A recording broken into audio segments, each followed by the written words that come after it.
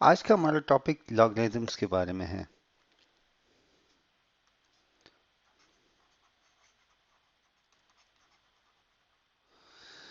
اب اس ٹاپک پہ مزید بات کرنے سے پہلے ہم یہ دیکھتے ہیں کہ آخر ہمیں اس کی ضرورت کیوں پڑی۔ Why do we need؟ ٹھیک ہے، یہ کوشچن جب ہم آنسر کر لیں گے تو اس کے بعد پھر ہم اس کے ڈفرینٹ پروسیسز وغیرہ کو تو دیکھیں گے۔ اچھا، پہلی بات آپ دیکھیں، ایک جو اس کا فائدہ ہے وہ یہ ہے کہ اگر ہم بات کرتے ہیں سپوز زمین اور سورج کے درمیان فاصلے کی، تو یہ تقریباً 149 ملین کلومیٹرز ہے۔ اگر میں اس کو اسپیسیفکلی لکھوں تو 149,597,870 کلومیٹرز۔ اسی طریقے سے اگر میں لکھتا ہوں کہ زمین کا فاصلہ چاند کے ساتھ، تو وہ تقریباً ہے 3,84,400 کلومیٹر۔ اور اگر میں اس کے بعد لکھتا ہوں مردان اور پشاور کا فاصلہ،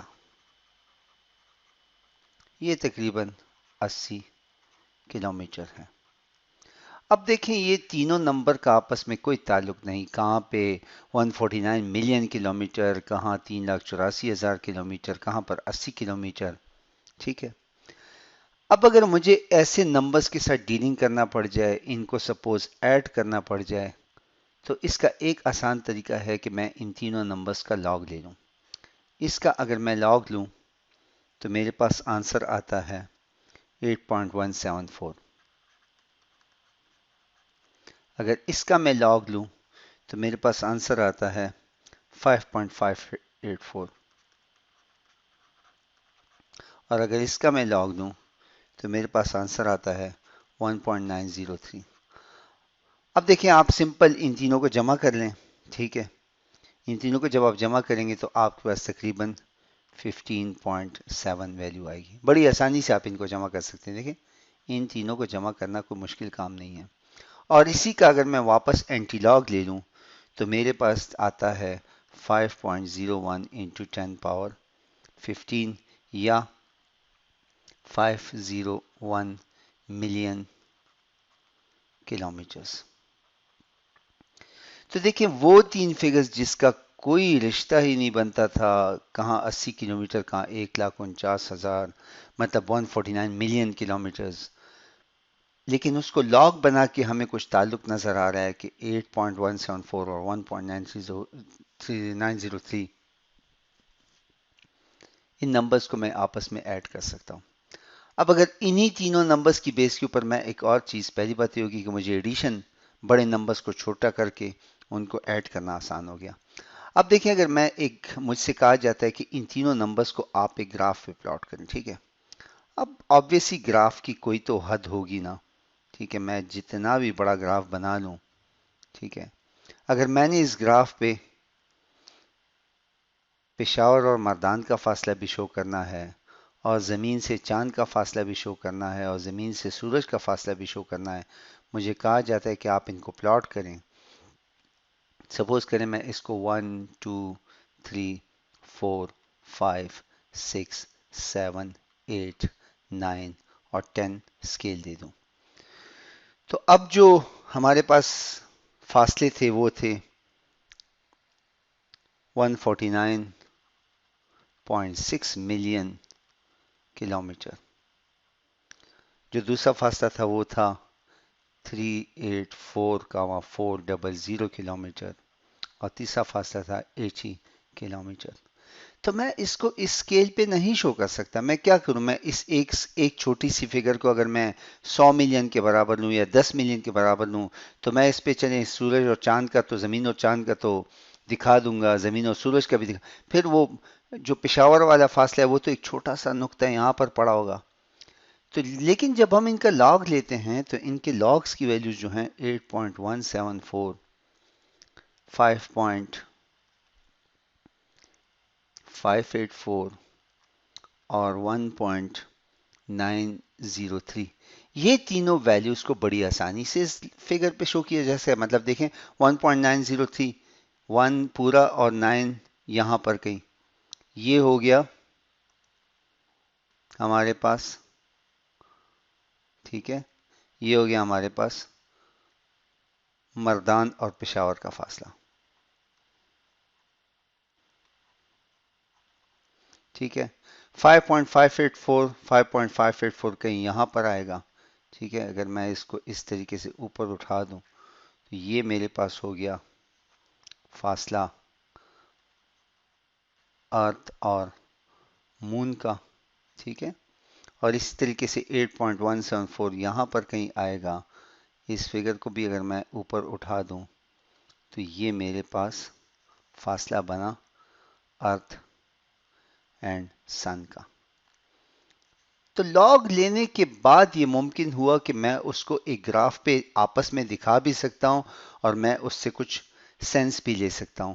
تو یہ اس کا ایک اور فائدہ ہو گیا کہ جب ہم نمبرز کا لاگ لیتے ہیں تو ہم ان کو بڑی آسانی سے ایک لمیٹڈ اسکیل پہ شو کر سکتے ہیں.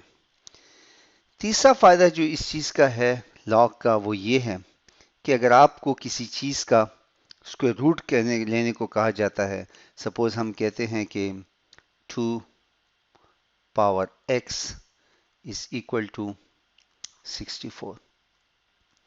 تو یہ x کیا ہے؟ اب یہ تو چلیں آسان ہو سکتا ہے، مطلب اگر میں لکھوں کہ 2 into 2 into 2 into 2 2 2 4 2 8 2 16 32.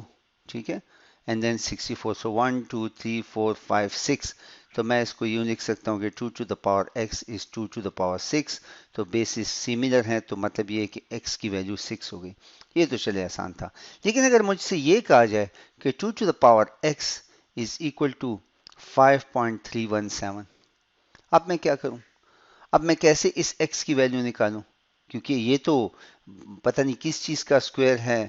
ٹھیک ہے، اس کو ہم ڈیویژن پہ اس کا وہ نکال سکتے ہیں کہ ہم دیکھ سکتے ہیں کہ 2 ہوگا، ایک اور 2 ہوگا، اور ساتھ میں شاید پوائنٹ میں کچھ چلا جائے گا. لیکن لاگ ہمیں اس قسم کے نمبرز کا اسکوائر روٹ نکالنے میں بہت بڑی سہولت دیتا ہے. چوتھا جو اس کا فائدہ ہے وہ یہ ہے کہ اگر ہمیں